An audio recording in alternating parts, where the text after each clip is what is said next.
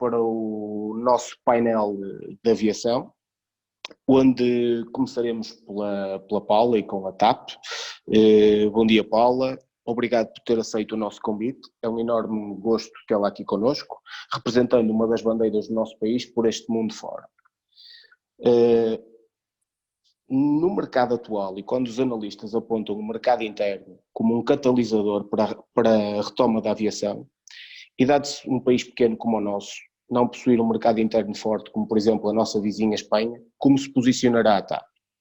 Podemos falar em novas rotas internas, ou temos uma aposta ainda mais forte nos mercados de proximidade, marcados pela imigração, ou então criação de novas rotas suportadas pelo lazer? Conte-nos tudo, que é o que queremos saber. Está bem, o António também já foi dando aí umas notícias sobre a TAP, ele é um conhecedor. Obviamente que todo este contexto abalou de forma dramática o setor da aviação, portanto, o setor da aviação e consequentemente também o setor do turismo. E obviamente Portugal, tendo a dependência que tem do turismo, o impacto é muito grande. Nós acho que já batemos no fundo, todos os sinais que nós temos neste momento são de alguma recuperação. Semanalmente nós acompanhamos os dados da Google que vão avaliando as pesquisas que se fazem por Portugal. Isso porque, obviamente, eu também concordo que, sobretudo este ano, este verão, os próximos 2 meses, a procura vai ser muito virada para destinos de proximidade. E aí encaixam-se os domésticos. Pela razão que referiu e bem, nós não temos, nossos destinos domésticos e o mercado doméstico é relativamente limitado. Acreditamos que as ilhas vão ter um papel muito importante enquanto destino de férias, e enquanto destino de férias que envolvam transporte aéreo, obviamente, porque eventualmente outras áreas vão ter, mas no que toca à aviação, achamos e estamos a trabalhar muito com os turismos regionais, porque achamos que as ilhas vão ter um papel importante. Mas para nós é curto, obviamente, é curto, porque não podemos viver só de 3 ou 4 rotas. E os dados que temos recebido, como há bocado estava a referir, da Google, que permitem ver semana para semana, nós temos a ter uma melhoria nas pesquisas. Nós partimos quebras da roda, enfim, a rondar os 90 e tal %, e neste momento já andamos com pesquisas que, face ao ano passado, estamos com menos 50, menos 60, ainda é bastante menos, obviamente, mas bastante melhor do que era há 3 ou 4 semanas atrás. Nós sentimos que alguns mercados, nomeadamente no norte da Europa, como o Reino Unido, a Alemanha, os nórdicos, a Suíça, a Holanda, por exemplo, são alguns mercados que se destacam, onde nós já sentimos alguma retoma. Tem contribuído muito para isso aquilo que Portugal conseguiu fazer neste contexto de Covid, e é bom que nós todos não estraguemos essa situação. Esse tem sido um fator, e já passou e já atravessou o Atlântico. Esta semana eu estive com parceiros importantes players do mercado brasileiro, por exemplo, e uma das coisas que eles referiram é que Portugal até há 3 semanas atrás não aparecia na procura desse grande operador brasileiro. Desde há 2 semanas Portugal Portugal, do modo geral, passou a ser o primeiro destino europeu na procura de viagens por brasileiros. Aqui não estou a falar de pesquisas, estou já a falar mesmo de reservas nesse grande operador brasileiro, seguido de Roma. Portanto, isto é, e ele também, uma das causas que eles referiram foi exatamente isso, foi a imagem que Portugal conseguiu transmitir para fora de que país que consegue ter condições sanitárias, conseguiu combater toda esta pandemia, enfim, e ofereceu realmente, e oferece neste momento uma situação de segurança, porque outra coisa que nós sentimos muito, há bocado o Loureiro também falou nisso, há 2 fatores que têm feito, que são os drivers da escolha por um destino neste momento. Um é a confiança que esse destino apresenta para o cliente. O cliente não quer ir para um país onde de repente pode ficar doente, ou onde se tiver que ir para o hospital tem que gastar uma fortuna, enfim, ele quer procurar destinos onde tenha essa confiança no que toca à saúde. E outra, confiança no que toca a capacidade de poder alterar se houver alguma situação mais grave a acontecer. Portanto, ele quer ter alguma flexibilidade, ele quer arriscar e reservar as suas férias, mas se tiver que as cancelar, ele também quer ter algum grau de confiança que não vai ser muito penalizado por isso. Portanto, eu diria que neste momento há alguns sinais de sim positivos, Portugal está bem posicionado por aquilo que disse, e por outra coisa importante também, nessas pesquisas, o que é que nós estamos a ver? Quem é que está com mais vontade de viajar? Obviamente, não é, também é surpresa, é a camada mais jovem, porque obviamente é aquela camada que está menos sujeita ou que sente que corre menos riscos.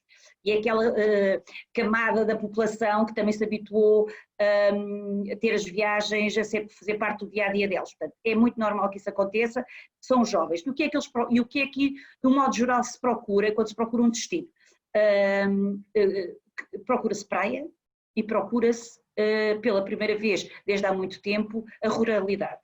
Isto é, procura-se destinos que não sejam city breaks, que não sejam as grandes cidades.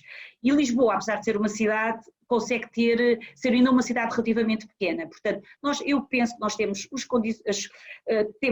oferecemos aquilo que neste momento o cliente quer oferecer, procura.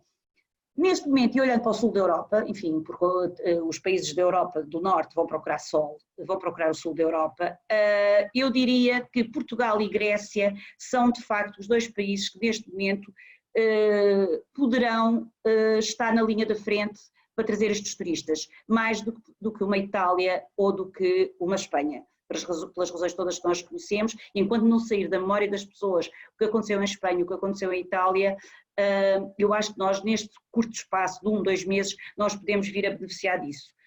Portanto, em resumo, há alguma retoma, Portugal está bem posicionado, tem produto para oferecer e consegue dar algumas garantias.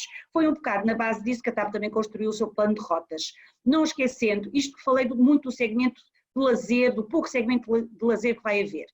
Depois há um segmento com que nós contamos muito este verão, que é o segmento dos VFR, isto é, o segmento tradicionalmente chamado de étnico, mas hoje em dia, com uma imigração que já foi tão distante, não gosto muito de chamar étnico. Portanto, são as pessoas que por uma razão ou outra ficaram presas nos seus países e que querem vir a Portugal ou passar férias e ver as suas famílias, estar com as suas famílias. Sentimos isto em determinados mercados, é mais crítico. Sentimos isso muito na Suíça, sentimos no Luxemburgo, sentimos em França, na Alemanha, nos Estados Unidos. Portanto, neste primeiro arranque, muito do nosso tráfego vai ser esse tráfego de VFR.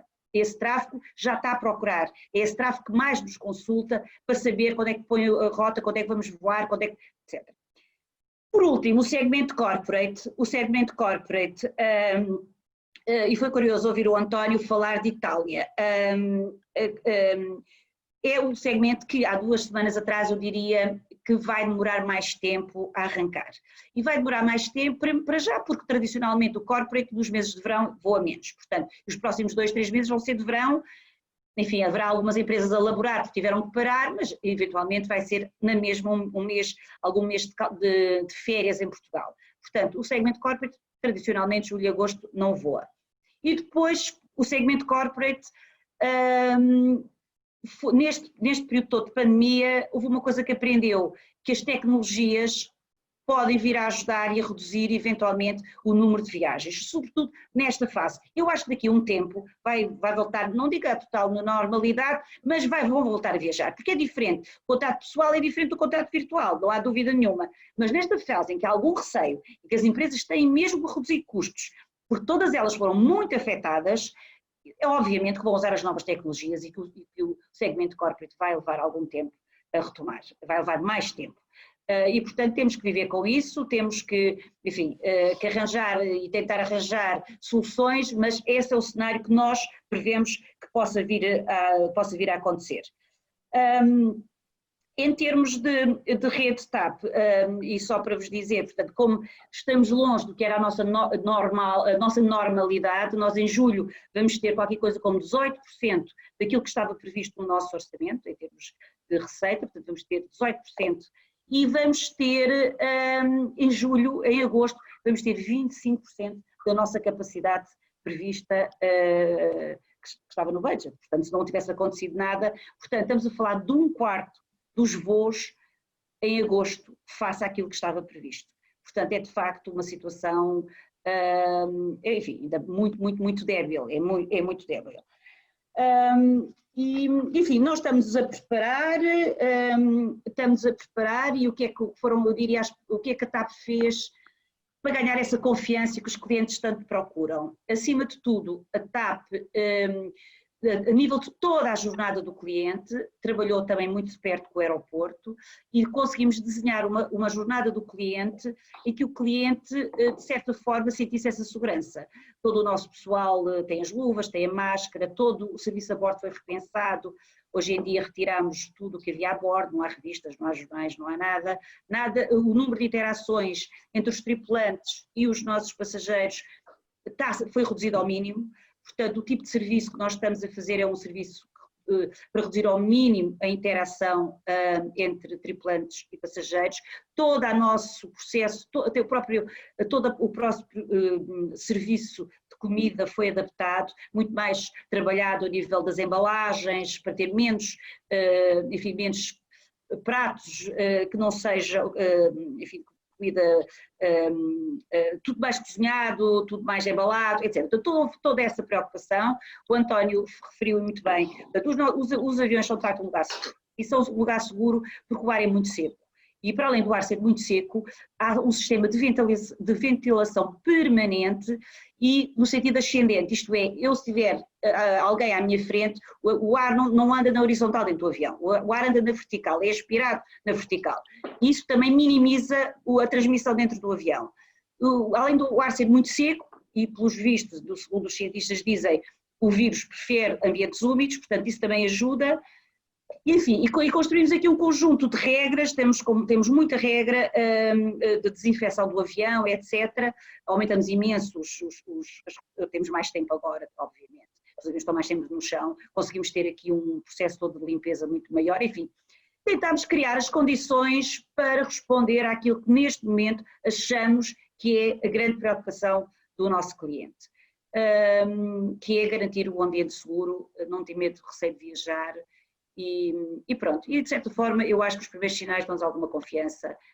Vamos apostar em Portugal e vamos apostar no nosso país como grande destino para as férias dos europeus este ano. Muito obrigada, Paula. Já voltamos a si. Passamos agora para o Manel da Lufthansa. Manel, bom dia. Obrigado por teres aceito o nosso convite. É um gosto estar na tua presença, representando um grande player da aviação mundial, e continuar esta partilha de conhecimento que já dura há vários anos entre nós. É sempre um prazer estar contigo. Podes-nos explicar qual a estratégia a curto prazo do Grupo Lufthansa para a reativação da sua rede de voos? Claro que sim. Antes de mais, bom dia, Joel. De facto, já nos conhecemos há muitos anos e é um prazer estar aqui e poder partilhar as últimas informações sobre o Grupo Lufthansa com este painel. A estratégia de curto prazo do Grupo Lufthansa portanto, a nossa atitude tem sido de apoiar os pedidos de repatriamento e continuamos a fazê-lo, apesar do tempo passado já desde o início da pandemia. Este tipo de voos continuará pelo menos até ao final do mês de junho. É de assinalar que, apesar de continuarem a existir restrições em vários países, as mesmas têm sido aligeradas, dependendo de país para país, mas há países em que quase já não existem, e começa a haver de facto alguma procura por viagens essenciais e de lazer. É evidente que a situação está a ser constantemente analisada, nós tentamos adaptar-nos o mais rapidamente possível e o melhor possível, e isto tem que ser analisado, como já foi referido anteriormente, numa perspectiva de muito curto prazo, porque o que acontecia ontem ou anteontem é muito diferente do que acontecerá hoje, amanhã ou depois. Portanto, os nossos horários para junho já se encontram publicados nos sistemas de reservas, procurando responder à procura existente, sobretudo, mais uma vez, a de viagens de lazer. Os horários de verão já se encontravam publicados há bastante tempo nos GDS, embora possam sofrer ajustamentos ou alterações de última hora. O prazo, digamos, razoável para saber que voos operarão e em que horários é de 2 semanas. Portanto, hoje que estamos no final do mês de maio, as próximas 2 semanas, as 2 primeiras semanas de junho, em princípio estão garantidas que operarão nos dias e horários assinalados, indicados.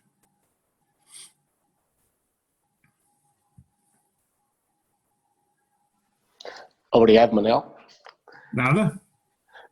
Passo agora para o Mário, em representação da Emirates. Bom dia, Mário. Obrigado por teres aceito o nosso convite. É um gosto estar na tua presença e ter uma companhia aérea de prestígio da Emirates, de braço dado com a Live. Pode-nos dizer qual é a estratégia da Emirates a curto e médio prazo? Será o Dubai como uma placa giratória ou uma aposta mais forte no Dubai como destino final, alavancado na Expo 2020, que agora passará para 2021? Conta-nos tudo. Olá, muito bom dia a todos, obrigado à live.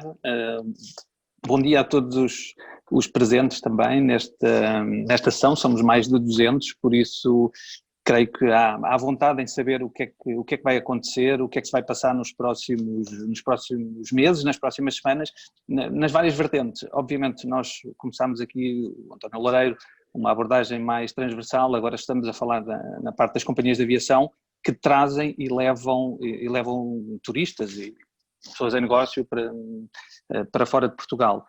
Mas, sobretudo, há aqui uma grande questão, e o nosso Presidente lançou esta questão do grande cisne negro que apareceu e nenhum plano estava em cima da mesa, nenhum plano estava na gaveta, nenhum plano alguma vez foi considerado para esta abrangência de impacto, sobretudo nas companhias de aviação. Só para ter ideia, nós temos cerca de 500 voos por dia, tínhamos cerca de 500 voos por dia na operação normal e na nossa máxima capacidade. Neste momento estamos com 9 voos diários de passageiros. Tivemos foi aqui uma reconversão muito rápida e uma adaptação muito forte na parte da carga. Passámos de cerca de 15 aviões para 40 aviões reconvertidos, mais de 40 aviões reconvertidos a fazer voos de carga. Obviamente não têm as 100 toneladas disponíveis, mas têm cerca de 40 toneladas disponíveis de carga para trazer e levar bens de primeira necessidade para a Europa e sobretudo para a África e para regiões do mundo que necessitam urgentemente de receber carga urgente e necessária. Ou seja, temos aqui um processo de adaptação muito grande. Portugal não está nesta primeira lista de 9 destinos e sobretudo são voos de repatriamento que estamos a fazer. O Dubai está a ter um processo de abertura muito parecido ao processo de abertura e desconfinamento de Portugal. A partir de segunda-feira as pessoas já podem regressar aos escritórios, ou seja, há aqui também, nós a partir de junho já temos o teletrabalho numa função ligeiramente diferente e o regresso ao escritório por fases, em espelho, naquelas questões todas que agora estamos habituados. Também vai regressar ao Dubai. Já abriram restaurantes, já abriram espaços de lazer, os ginásios já abriram no Dubai, por isso está a ser aberto passo a passo. Ainda obriga à quarentena, ou seja, se algum passageiro chegar ao Dubai, terá que obedecer a critérios de quarentena. Mas, em termos de recuperação e o nosso plano, acredito que será também, como já foi referido, primeiro vão retomar os segmentos dos VFRs, ou seja, nós recebemos há pouco tempo um e-mail que tem que 200 pessoas querem regressar urgentemente a Portugal do Bangladesh porque têm os vistos de entrada a caducado. Falámos com o CEF, não vai haver problemas, ou seja, começámos a tranquilizar estas pessoas que podem regressar com calma porque não há questões de vistos. Sabemos que o turismo de lazer high yield também vai estar aqui em alguma posição de destaque inicialmente. Há pessoas que vão alugar vilas exclusivas, vão fazer férias em destinos sustentáveis, vão para hotéis e apartamentos de luxo em alguns dos destinos mais exclusivos do mundo, por isso há aqui um segmento de lazer, mas muito exclusivo e muito pequeno em Portugal, que vai recuperar, só depois o corporate e o MICE e as viagens de grupo numa fase mais posterior. Sabemos que a Expo 2020 não vai estar no curto prazo na nossa perspectiva, passou para outubro de 2021 a abertura, por isso vamos continuar a trabalhar, divulgar, mas numa fase de arranque para daqui a mais de um ano. A procura por destinos sustentáveis começou a aparecer nas nossas pesquisas. Temos Vietnã, Camboja, Myanmar, a Tailândia e alguns destinos em África que as pessoas começaram a pesquisar. são jovens, são pessoas que vão à descoberta e vão para destinos com um distanciamento social que agora passou a ser um requisito muito importante na pesquisa. Viagens em grupo, mais uma vez, não estão nesta primeira fase de relançamento. Mas pronto, só para dar aqui um panorama genérico, estamos a adaptar a nossa entrada, estamos a adaptar o nosso regresso a Portugal, porque também vai depender das medidas que a União Europeia e que Portugal vai adotar na sua política. Então, estamos a perguntar da nossa sede se vamos ter quarentena à chegada, porque a nossa rota depende do outbound e do inbound, ou seja, há mercados que querem saber se vão ter que fazer.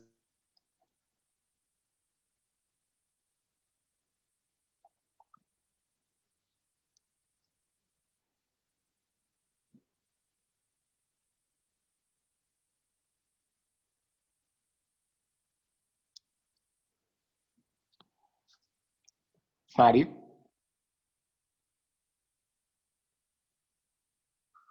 Bem, estamos com um pequeno problema técnico. Só um segundinho, por favor.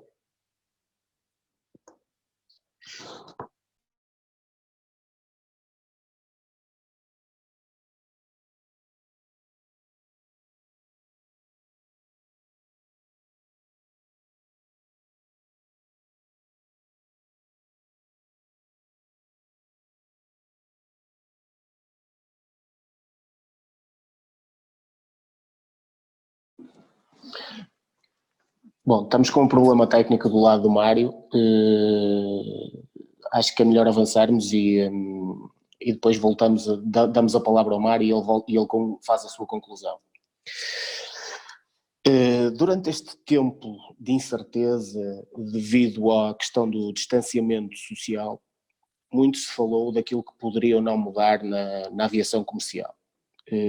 Falou-se que poderíamos vir a ter cabines com full business, full premium economy, alargamento da business em detrimento da económica.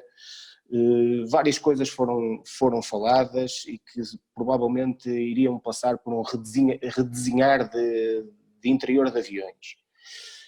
Tenho algumas dúvidas sobre isso, no entanto, já que muito se falou disso, gostava de ouvir a opinião do nosso painel de aviação e, dado os problemas do Mário, Manel, começava por ti. Achas possível isto acontecer? Assim, a perspectiva do Grupo Lufthansa em relação a isso é que, portanto, há aqui uma questão muito importante. Isto é uma crise que não tem precedentes. Portanto, nunca aconteceu uma coisa do género, embora toda a indústria da aviação comercial tenha sofrido com o terrorismo, quer antes, quer depois do 11 de setembro. Mas não há quaisquer semelhanças com o que sucede agora. Quer dizer, isto é de facto uma coisa que ninguém estava à espera e não há histórico, quer dizer, nunca aconteceu.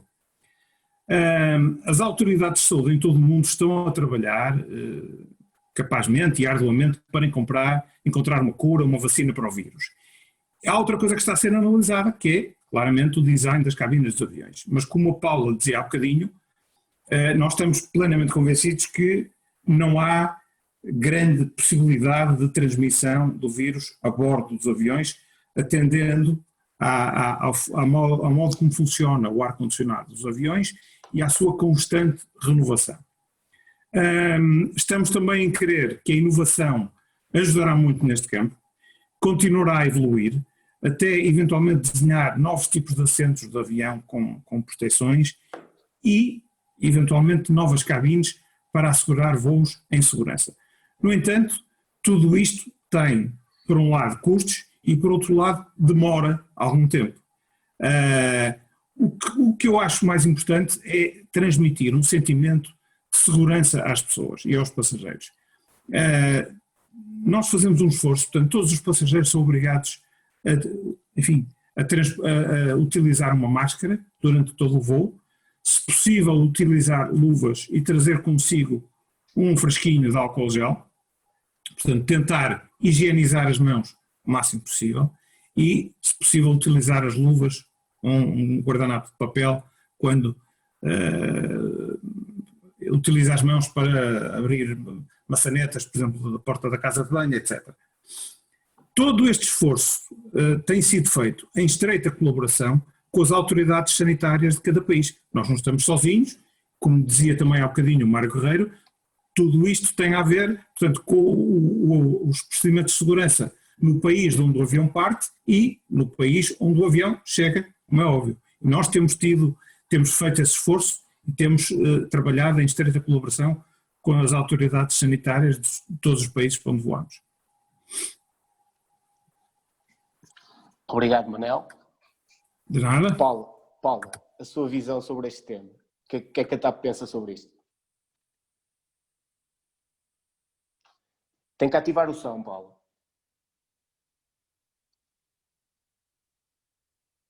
Ok.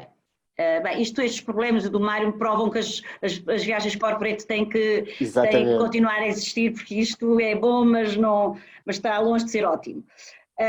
Bem, eu, como estava a dizer, acho que quando pensamos em cabines diferentes, pensa-se em mais espaçamento, discute-se muito os 2/3 do avião, é incompatível com os preços que hoje em dia nós praticamos, quer dizer, isto não conseguir, o facto de nós termos que reduzir a capacidade dentro do avião implicaria automaticamente um aumento dos preços das viagens de avião.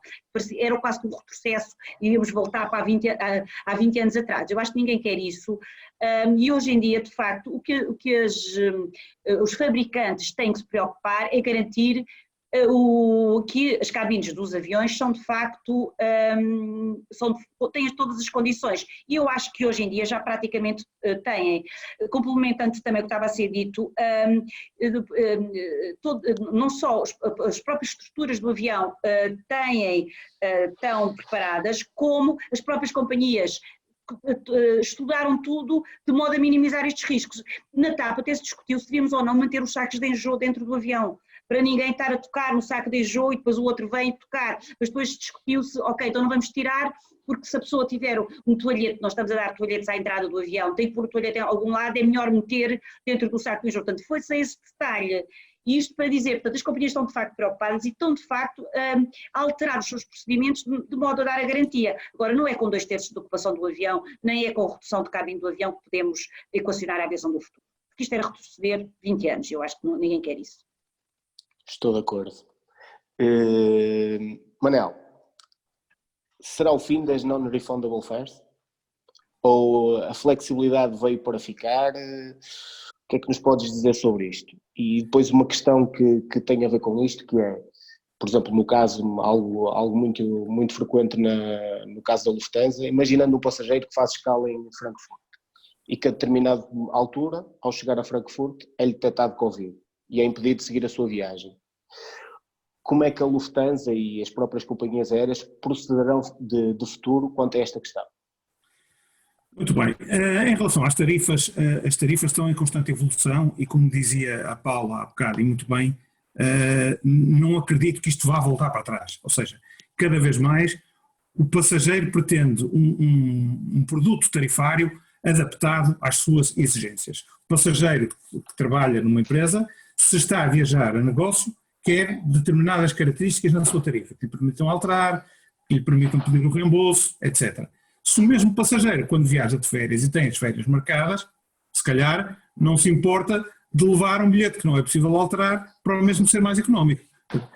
As tarifas estão em constante evolução e temos assistido nos últimos tempos a uma grande evolução neste campo e, mais uma vez, não acredito que voltemos para trás.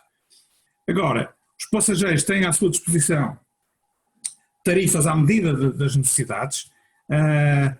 Há passageiros que, de facto, querem flexibilidade quando viajam em negócios, mas querem as tarifas mais baixas, independentemente de não poderem alterar datas, obter reembolso, etc. Portanto, vai ser muito interessante ver qual o comportamento do mercado depois desta crise. Sobretudo, também analisar o que os peritos e líderes da indústria de inovação farão pela nossa atividade, porque isso seguramente que vai desempenhar um papel importantíssimo nesta área. Obrigado, Manel. Mário, bem-vindo de novo. Olá de novo. Eu creio que há pouquinho já estavas na parte final da tua intervenção e fomos avançando para não atrasar. Tenho uma pergunta para ti. muito se tem falado, o que é que vai ser, o que é que não vai ser o futuro. Achas que podemos vir a falar em passaporte Covid, ou o modelo que está a ser implementado no Dubai com testes imediatos será o caminho em todos os aeroportos mundiais? Qual é a tua visão sobre isto? É uma questão que nos colocam, e já agora, só para voltar aqui um segundinho atrás, esta questão dos problemas técnicos da rede, que não sei que nós ficámos parados, o freeze, isto é um novo normal que também nos habituámos, porque nós face to face não temos estas paragens e não desaparecemos da conversa. Temos que nos habituar, temos que estar preparados e sobretudo temos que avançar. Pronto. Mas respondendo em direto à tua questão, Joel, não é tão linear quanto isso. Nós sabemos que depois do trágico momento que foi o 11 de setembro, ficaram procedimentos que até hoje nós vamos a um aeroporto e temos os líquidos, ou seja, houve procedimentos que se mantiveram, houve outros que realmente não fizeram sentido passado ali uns meses, mas há questões que eu acho que vão ficar depois desta situação. Há países que neste momento têm quarentena, que daqui a uns meses vão levantar. Há países que estão a pedir, e o Dubai é um exemplo, um documento que o passageiro tem que preencher com se teve sintomas, se não teve sintomas, depois será analisado e será feito um screening mais profundo se forem detectadas ali algumas questões. Um documento, um passaporte de saúde, para já, isso não se fala a nível só da Emirates, isso tem que ser feito num fórum mais abrangente, na IATA, em outros órgãos. Sabemos que há praticamente em todos os aeroportos a medição de temperatura, máquinas que fazem este screening. No Dubai, de alguns destinos e para alguns destinos fazem-se efetivamente testes ao Covid-19, mas não é uma prática generalizada. Sabemos que há aeroportos que têm câmaras de descontaminação, ou seja, a pessoa entra e é bafejada ali por um spray, por isso não é geral em todos os aeroportos. Aqui o que nós entendemos é que o papel da agência de viagens vai ser determinante para informar o seu passageiro, em lazer, em negócio, o que é que pode esperar em determinado aeroporto de trânsito ou em determinado aeroporto à chegada. Adaptámos também, e só indo um pouquinho atrás, também reforçando aquilo que nós estamos a fazer a bordo, adaptámos a nossa cabine, não há bagagem de mão, a não ser um pequeno laptop ou uma coisa muito pequenina que possa entrar, ou seja, o passageiro tem mais franquia de bagagem de porão. Não permitimos o check-in online, não permitimos uma série de funcionalidades e a marcação de lugar também não, para que a bordo e para que, sobretudo no aeroporto, seja feita esta distribuição com o tal espaçamento, com o devido espaçamento entre passageiros. Por isso estamos a trabalhar, mas temos vários cenários em cima da mesa e estamos a trabalhar com várias hipóteses neste momento. Obrigado. Agora, continuando contigo, um outro tema que parece que não, mas tem alguma relevância. Sendo o uso das máscaras obrigatório para o embarque durante o voo, e dada a durabilidade das máscaras, será da responsabilidade do passageiro ter mais máscaras consigo, ou podemos vir a falar em kits dentro dos aviões que possam conter, principalmente nos voos de longo curso, e atendendo, por exemplo, no caso da Emirates, o primeiro voo da Emirates é sempre de longo curso, Lisboa-Dubai, poderemos estar a falar em kits com máscaras, álcool gel, para serem distribuídos por passageiro, ou não? Ou será sempre a responsabilidade do mesmo? É uma boa questão. Nós sabemos que há aeroportos que exigem que o passageiro mal se apresente na entrada do aeroporto tenha já este kit em utilização, as máscaras, as luvas. O aeroporto de Dubai é um exemplo, creio que de Lisboa também. Passageiros só com cartão de embarque, só com voo marcado para aquele dia, é que podem entrar no terminal. Sendo que no aeroporto de Dubai, se o passageiro se apresentar com mais de 4 horas, nem pode entrar no aeroporto. A bordo, exigimos também a utilização de máscaras numa forma regular, obviamente para comer, para beber água, a pessoa vai ter que se adaptar, não usa, mas vamos oferecer a todos os passageiros no aeroporto que embarcam no Dubai no check-in e os passageiros que embarcam em Lisboa, por exemplo, vamos oferecer a bordo um kit que tem uma máscara, tem luvas e tem um gel de limpeza, precisamente para que seja feita uma reposição a meio do voo. Nós não esperamos que num voo de 7 horas a pessoa usa a mesma máscara, já está criado, já existe este kit que vai ser oferecido a bordo, no nosso caso em Lisboa, no Dubai é oferecido no ato do check-in, por isso estamos preparados para que isto aconteça. Também reforçamos, só aqui para rematar a questão da higiene e da limpeza, de 45 em 45 minutos é feita uma limpeza, temos uma pessoa dedicada só para fazer limpeza aos WC, por isso não fica do princípio ao fim do voo sem uma atenção. Fechamos as nossas áreas sociais no A380 quando recomeçar a voar, ou seja, não há lounge, não há o bar, os duches também estão fechados, não temos vendas a bordo e o embarque e desembarque também é feito por grupos de máximo 30 pessoas. Ou seja, uma série de medidas que complementam não só o uso da máscara, das luvas e do gel que é oferecido a bordo, para a pessoa poder trocar a sua máscara, mas uma série de medidas que vão ao encontro daquilo que são as principais preocupações dos passageiros neste momento. Limpeza, higiene, segurança a bordo, mais do que ver futebol ao vivo, rugby, segurança na primeira linha da preocupação do passageiro. Muito obrigado, Mário. Esclarecidíssimo quanto ao assunto. E agora vamos terminar o painel da aviação com aquela que eu chamo que é a pergunta para $1 milhão e que vai ser dirigida à Paula.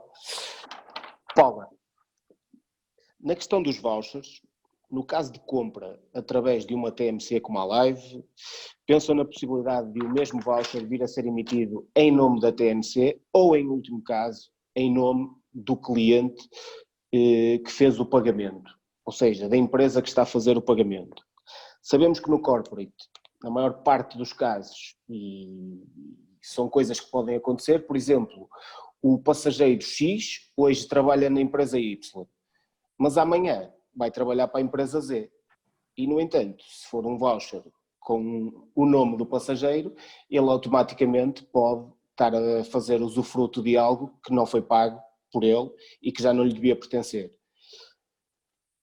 Podemos chegar a este entendimento? Qual é a perspectiva da TAP sobre isto? Bem, neste momento a TAP aplica a política de vouchers que tinha tradicionalmente. É um bocadinho como as indenizações, isso não se põe só agora em relação aos vouchers. Quando um voo por exemplo, um voo atrasado, o passageiro que recebe essa indenização. Portanto, toda a legislação do transporte aéreo é muito virada para o passageiro individual. Isto é ele que temos que reembolsar, é ao cliente que temos que indenizar se o voo atrasar. Portanto, a legislação é isso que permite. No caso dos vouchers, no caso da TAP, por exemplo, o voucher é transmissível. Nem todas as situações é o caso, mas no caso da TAP o voucher é transmissível. E, portanto, enfim, ele pode ser usado na empresa para outro cliente se for preciso, desde que a empresa controle esse processo com o seu próprio trabalhador. Isto é uma coisa que nós, enquanto companhia de aviação, temos que indenizar diretamente o cliente. É assim que a legislação nos obriga. Mais uma pequena pergunta. O voucher é transmissível, mas o voucher pode ser transmissível apenas se a pessoa à qual o voucher foi emitido der autorização para tal, certo? Sim, exatamente. Por isso é que eu digo que depois tem que ser uma relação entre a empresa e o seu trabalhador. Se eu tiver uma empresa, não é, que fui eu que paguei, e o meu trabalhador, da viagem do meu trabalhador for cancelada, obviamente que eu vou ter que ver com o meu trabalhador vou ter que recuperar esse voucher. E a TAP, não sei se em todas as companhias é assim, o voucher da TAP é como se fosse um depósito em dinheiro. Ele pode ser usado noutra rota, ele pode ser usado com outra pessoa, portanto, é como se fosse um depósito em dinheiro, de modo que se fosse muito condicionado àquela pessoa, poderia ter algumas dessas limitações. Neste caso, eu acho que há alguma flexibilidade, mas neste momento é assim que nós estamos a funcionar, porque é assim que o nosso legal no fim, são as orientações que nós temos para cumprir as convenções que temos que, enfim, de indenização ao passageiro. Porque isto depois com as milhas, por exemplo, nós temos essas situações, não agora só com os vouchers, mas sempre as milhas. Uma questão também que muitas vezes é levantada, o cliente vai a trabalhar em nome da empresa, foi a empresa que pagou, e porque é que o cliente é que recebe as milhas? Enfim, isso é de facto um processo, não surgiu agora com os vouchers, tem a ver com toda a legislação à volta do transporte aéreo.